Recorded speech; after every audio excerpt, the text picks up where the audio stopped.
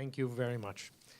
My name is Peter. I'm the director of IFES here in Ukraine, and also my organization, IFES, is principal advisor worldwide. So I get to look at many different situations around the world, and I get to deal with many issues pertaining to IDPs and refugees.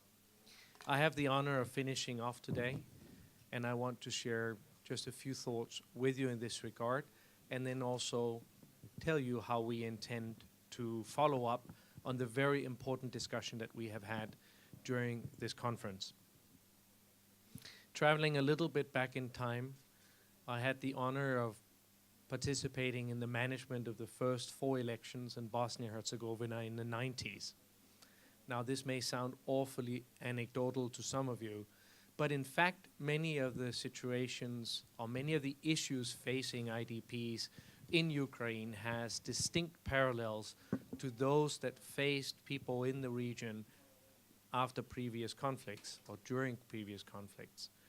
And certainly looking at the millions of IDPs that there were after the war in Bosnia-Herzegovina, and how the international community chose to deal with this issue and accommodate it, leaves many lessons that I hope will be learned as we move forward on how to deal with IDPs in the Ukrainian context. Something which is worth reminding our international partners on as they involve themselves in this discussion also. One of the things that will be very challenging is, if there will be elections in the area currently held by the separatists, how will the IDPs be able to actually cast a vote? Now today, the negotiations are ongoing in Minsk. In fact, as we stand here, there are meetings between the Ukrainian and the separatist delegation in Minsk, and I know that there will be discussions on the potential electoral arrangements and how IDPs can be accommodated should there be an election as the peace process hopefully moves forward.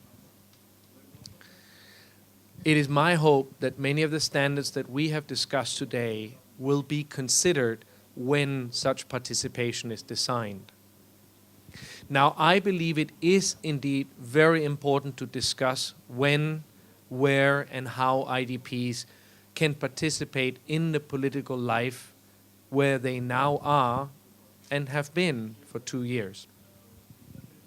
But I also think it is important to see this up against the issue or the peace process itself, and hopefully for many IDPs the opportunity to return to their homes, and hopefully in time to have the opportunity to politically influence those that govern these areas.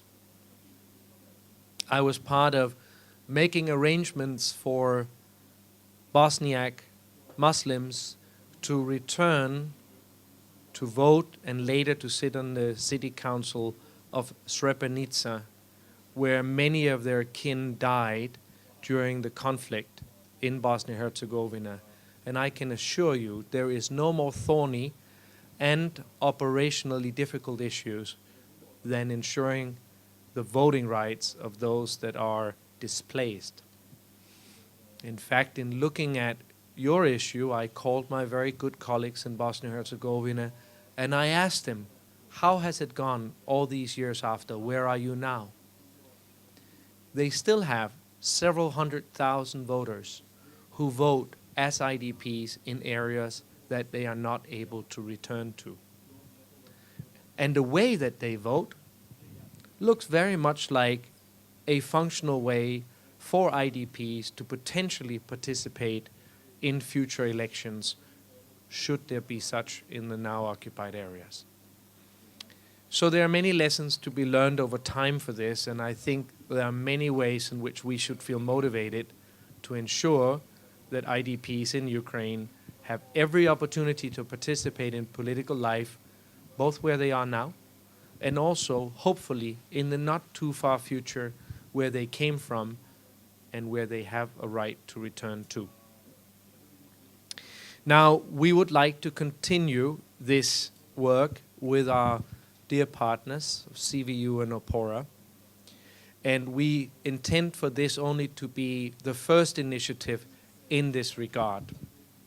We hope that we will carry out this activity, our advocacy, our work, together with the ministry, with members of the RADA, with authorities, with other international institutions. And we will certainly call on them to keep a focus on this important issue. We intend to craft a statement that will go out as a result of today's conference. In your folder, we have shared with you a draft of this statement, which we hope reflect much of the discussion that we have had today.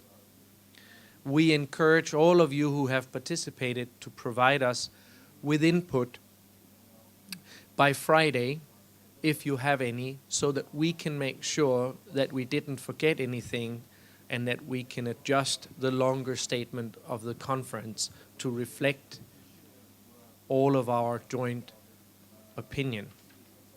We will today issue a much shorter press release, which has very broad language that we believe that we can all agree upon and that there can be little doubt about. This press release will call upon for the IDPs to participate in the political process, and importantly, as was also mentioned while we had RADA members here, it will call upon the process of considering this participation to be transparent and inclusive, to ensure that the IDP community has every opportunity to interact with those that pass the laws that affect them.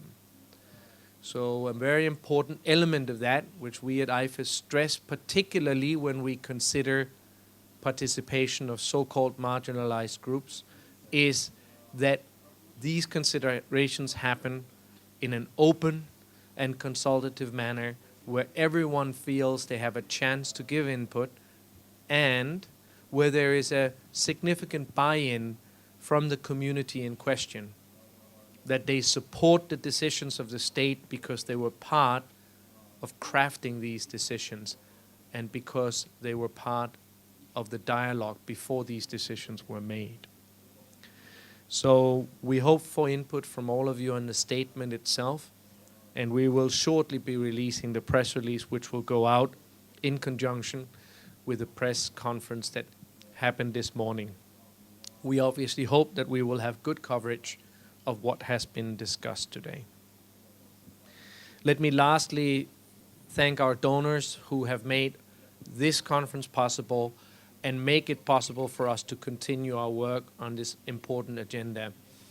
USAID and Canada has generously made funding available and significant political support for this issue.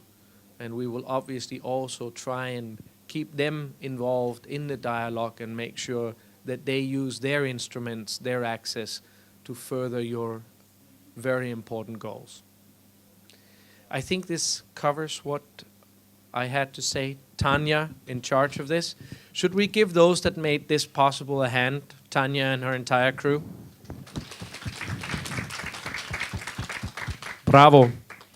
Thank you so much for taking good care of us today and for making this framework available to us for what I thought was an extremely well-organized event by the crew, by our partners of CVU, and by Opora. And thank you for Peter